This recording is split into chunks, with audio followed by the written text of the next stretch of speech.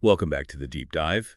You guys gave us Plato's Statesman dialogue this time, and wow, it's a fascinating one. It really is. We'll be exploring this classic text, focusing on the journey of defining a true statesman, uncovering, some surprising twists and turns in Plato's logic along the way. Yeah, it's like peeling back the layers of an onion, really, revealing the essence of, like, ideal governance, you Yeah. know?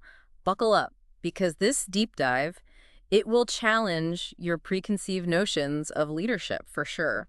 All right, so for anyone just joining us for the first time, the statesman, it's a conversation between, well, Socrates and a mysterious figure he's just called the stranger from Elea. Right. They're on this quest, right, to define this elusive figure, this statesman, and they use this really fascinating method to do it. Yeah, it's like a philosophical game of 20 questions. Oh, You could okay. say that. Yeah. They start broad, asking what kind of knowledge sets the statesman apart, right? And initially, they compare him to other professionals, So physicians, master builders, even animal breeders. Yeah, I like that part. It's great. They actually compare the statesman to a shepherd, but get this, a shepherd of a hornless herd. What do you think Plato's getting at with that image? It's kind of funny. I think it's classic Plato, using humor to kind of sneak in a profound point. He's highlighting that governing humans, it's different from managing animals, even crafting objects. A true statesman, he isn't just herding sheep. He's dealing with complex individuals. They have their own desires and motivations. Okay, so we're already seeing that Plato, he isn't going for, those easy answers. And then just when you think you're starting to get a handle on things, he throws this curveball, this mind-blowing myth about the reign of Cronus. Yeah, that's right. It's this wild story about a time when the universe literally moved in reverse and humans were guided by, like, divine shepherds, but then everything flips and humans are left to, govern themselves. Whoa. Okay, so help me out here. Why is this crazy myth so crucial to understanding Plato's view of leadership? Well, think of it as like a thought experiment. By imagining this, this ideal past where humans were perfectly governed by gods, Plato, he sets up a stark contrast with the reality of human leadership, right? It's like he's saying, look, folks, those were the good old days, but now it's on us to figure this whole governing thing out. So one of the key takeaways is that true statesmanship, it emerges when leaders recognize they aren't gods, right? They have to navigate this messy, imperfect world without, like, those divine instructions. Exactly. And that sets the stage for all the complexities that Plato dives into next. He gets real about the challenges of governing when you can't just rely on, like, divine guidance or even perfect laws. Right, because in the real world, those fixed written laws, they can't possibly address every situation, can they? No, not a chance. He uses this analogy of a physician or a trainer who can't rigidly apply, like, the same methods to every patient or athlete, right? Sometimes they need to adapt to make judgments based on the individual circumstances. That makes total sense. But applying that to a statesman? I don't know. It seems kind of risky, doesn't it? Giving them the power to act outside the law. Yeah, it's definitely a controversial point. And Plato acknowledges that. He introduces this concept of second-best governance, where sticking to flawed laws, it might actually be better than letting leaders act solely on their own judgment. So, like, choosing the lesser of two evils. But how do we even know which is, like, lesser in a given situation? That's the million-dollar question, and Plato doesn't pretend to have all the answers. He uses a real-world example, though. Think about a military general facing an unexpected enemy maneuver. Should he stick to the predetermined battle plan, even if it's, clearly failing? Or should he adapt to the situation, even if that means, bending the rules? Okay, that example, that really clarifies things. So even in second-best governance, there's this, like, tension between following the rules and adapting to the situation. It seems like Plato's saying there's no easy solution, no, like, one-size-fits-all approach to leadership. You're getting it. And to really drive this home, Plato introduces one of the most fascinating and challenging analogies in the whole dialogue, weaving. The weaving analogy. I've always found it super intriguing, but honestly, kind of tough to unpack. It is dense. But stick with me, it's worth the effort. Imagine this statesman as a master weaver, carefully selecting and intertwining different threads to create a harmonious and functional tapestry. Okay, I'm visualizing it. So each thread, it represents a different aspect of governing, like laws, customs, education, military strategy. Got it. And just like a skilled weaver, they need to understand the properties of each thread and how they interact. The statesman must possess a deep knowledge of all these different elements of statecraft. So it's not enough to just be an expert in just one area. A true statesman needs to understand how all these different aspects of society fit together and influence each other. Right. And here's where the analogy gets even more insightful. Plato uses the process of weaving to emphasize that statesmanship, it isn't a static paint-by-numbers kind of job. It's a dynamic, ever-evolving process of responding to new challenges and finding the right balance between different elements. I'm starting to see how this analogy connects back to the second best governance idea. It's like the statesman is constantly adjusting the threads, trying to create the best possible outcome, even when there's, no perfect solution. That's exactly it. The weaving analogy highlights the inherent complexity of governing and the need for adaptability and judgment. Okay, this is all making a lot more sense now. So we've seen how Plato uses humor, a mind-bending myth, and this intricate weaving analogy to, challenge our assumptions about leadership. But I have to ask, where do we go from here? What else does Plato have in store for us on this deep dive? Well, now that we've established the foundation of true statesmanship, it's time to look at what it isn't, Andy. Plato gives us a whole parade of imitations, pretenders to the throne, so to speak. And some of his descriptions are surprisingly funny. Oh, I can't wait to hear about those.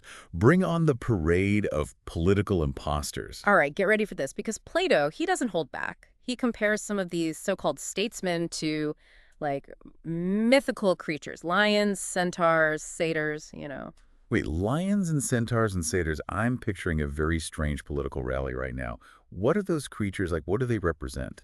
It's brilliant, really. Plato uses these fantastical images to poke fun at different forms of government, that fall short of true statesmanship. For example, some rulers are all about brute force, right? Like a roaring lion intimidating their way into power. Okay, I can see that. What about those sneaky centaurs? Well, think about leaders who are cunning and manipulative, skilled at deceiving the public, to get what they want. They might seem charming and persuasive on the surface, but their true motives, they're hidden. So not exactly the ethical leadership we're looking for. And what about those satyrs? I'm not even sure what those are supposed to represent. Satyrs, in mythology, they're often depicted as lazy, pleasure-seeking creatures, more interested in indulging themselves than serving others. Plato uses them to represent those rulers who are, weak and ineffective, more concerned with personal gain than the well-being of the state. So he's basically saying that true statesmanship, it isn't about outward appearances or holding on to power through force, deception, or self-interest. Precisely. It all comes back to that core idea we discussed earlier. True statesmanship requires knowledge. A deep understanding on the art of governance, a real science of leadership, as Plato puts it. Right. The true statesman, he isn't just winging it or going with his gut. There's a method to it, a deep understanding of how societies function and how to, create the best possible outcomes for everyone. Exactly. And that's where these imitations fail. They might have the outward trappings of leadership, titles, positions, fancy speeches, but they're missing that essential ingredient, true knowledge and wisdom. So it's like the difference between someone who can follow a recipe and a master chef who truly understands, the nuances of flavor and technique. Both can produce a dish, but one is operating on a much deeper level of understanding. That's a perfect analogy, and it highlights why those imitations, ultimately, they can't create a truly just and flourishing society. They might manage for a while, but their lack of, real knowledge, it will eventually catch up with them. This makes me think about the earlier point about statesmen needing to adapt and sometimes even act outside the law. Could that be one of the things that sets them apart from these imitations? It's an interesting connection. Remember, Plato argued that a true statesman, they might need to deviate from the law when it's clearly in the best interest of the state, right? But that requires a deep understanding of the principles behind the law, the ability to see the bigger picture and make judgments based on wisdom, not just, personal whim. It sounds like a tightrope walk. How do we ensure that leaders who act outside the law, are truly acting for the greater good and not just abusing their power? It's an age-old question, isn't it? Plato acknowledges that there's no foolproof system, no magic formula to guarantee that leaders will always act virtuously. Ultimately, it comes down to the character and wisdom of the individual statesman. So once again, we're back to that idea of true statesmanship being incredibly rare. It's not just about having the right skills or knowledge. It's about possessing a strong moral compass and a genuine desire to serve the common good. And that brings us to another crucial point that Plato makes in the Statesman. He emphasizes the limitations of trying to define things, especially complex things like leadership, in simple black and white terms. You're right. We often try to like categorize things, to Mm. put people and ideas into like neat little boxes, right? But real life, I mean, it's rarely that simple, is it? Not at all. And Plato is reminding us that oversimplifying things, it can lead to all sorts of problems, Mm. misunderstandings, miscommunication, even conflict. It's like trying to force a square peg into a round hole. So how do we avoid that trap? How do we move beyond, simplistic thinking and embrace the complexity of the world, especially when it comes to something as crucial as leadership? Well, Plato offers us some guidance. He emphasizes the importance of, careful observation, Hmm. critical thinking, and being open to multiple perspectives. It's about constantly questioning our assumptions, being willing to challenge our own beliefs, and recognizing that the world is full of shades of gray, not just, black and white. That's a powerful message, especially today when we're like bombarded with information and conflicting viewpoints. It sounds like Plato is encouraging us to develop a more, nuanced and critical way of thinking, a kind of like intellectual humility that allows us to see things from multiple angles. You've hit the nail on the head. He's reminding us that the pursuit of knowledge and wisdom is a lifelong journey, not a destination. And true statesmanship, with its focus on the common good and a willingness to grapple with complexity, it can serve as a model for how we approach not just politics, but all aspects of our lives. It's amazing how these ancient ideas still resonate so strongly today. But before we wrap up, I want to make sure we like circle back to that weaving analogy. Such a vivid and memorable part of this Statesman, but I'm still struggling to fully grasp its significance. Can we revisit that one more time? Absolutely. It's worth exploring further, especially as it connects so many of the ideas we've been discussing. Remember that tapestry we imagined earlier, with each thread representing a different element of statecraft? Yeah, I'm picturing it now. So how does this like weaving process relate to the complexities of leadership that we've been talking about? Well, imagine you're the statesman staring before this loom. You have all these different threads at your disposal: laws, customs, education, military strategy, economic policy. And you need to weave them together to create a strong, functional, and beautiful tapestry that represents a flourishing society. Wow, that's a powerful image. So the statesman is like an artist, Hmm. using their skill and knowledge to create something, beautiful and meaningful out of all these diverse elements. Exactly. And just as an artist needs to understand the properties of each material they're using, the statesman needs to have a deep knowledge of how each element of statecraft functions and how they interact with one another. So it's not enough to just be a legal expert or a Mm. military strategist. You need to understand how all these different pieces fit together to create, the bigger picture. Right. And here's where the analogy gets even more insightful. Think about the actual process of weaving. It's not just a matter of following a set pattern or recipe. A skilled weaver, they constantly adjust the tension, the interplay of threads, responding to the unique characteristics of the materials and the emerging patterns. So it's a dynamic process requiring constant adaptation Hmm. and a keen eye for detail. It's not about, rigidly following a predetermined plan, Yeah. but responding to the situation as it unfolds. You're getting it. And Yeah. that's precisely what Plato is trying to convey about true statesmanship. It's not a static one-size-fits-all approach. It's a constant process of adjustment, of balancing different elements, and responding to the ever-changing needs of the state. This is making me think about how often we try to apply simple solutions to complex problems, especially in politics, It seems like Plato is cautioning us against that kind of oversimplification. He is. He's reminding us that governing a society, it's like weaving an intricate tapestry. It requires a deep understanding of the interplay of different forces, a willingness to adapt, and the wisdom to make difficult choices in a constantly changing world. Okay, I'm really starting to see the depth of this analogy now. Yeah.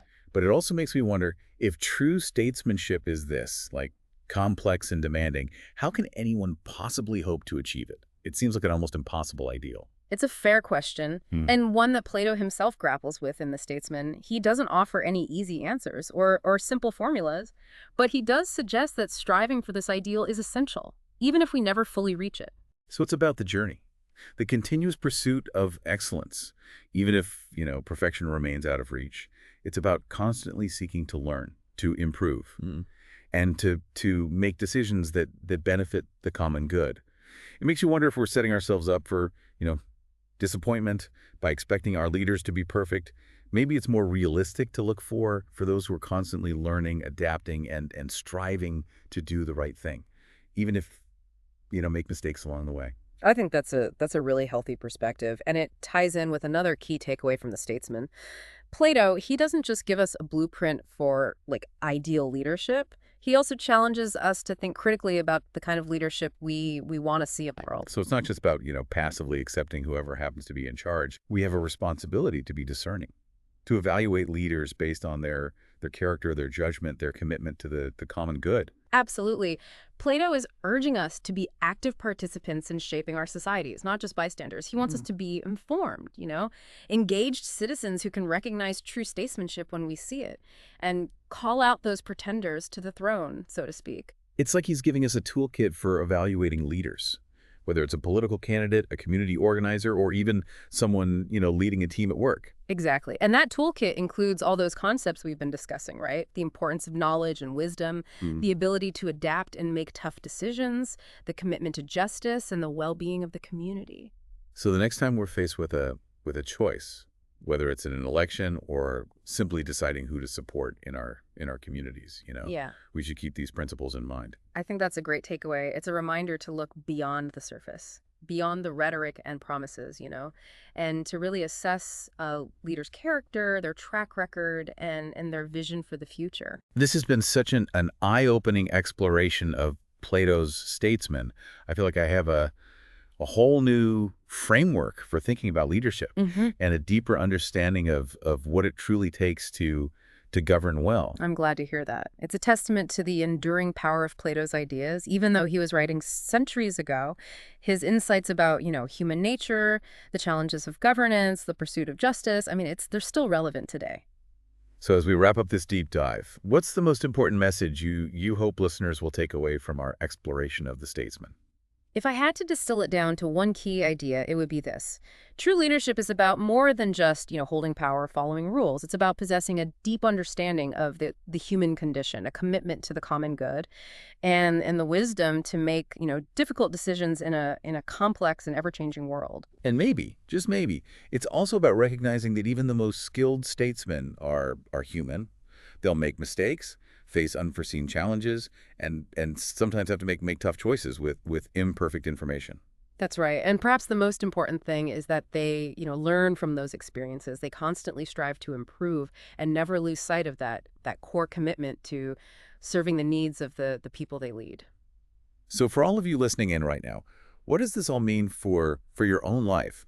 Maybe it's about reflecting on the qualities you value most in a leader, or considering how you can cultivate those qualities in yourself. Perhaps it sparks a deeper exploration of Plato's works, or maybe it simply encourages you to be a more engaged and informed citizen.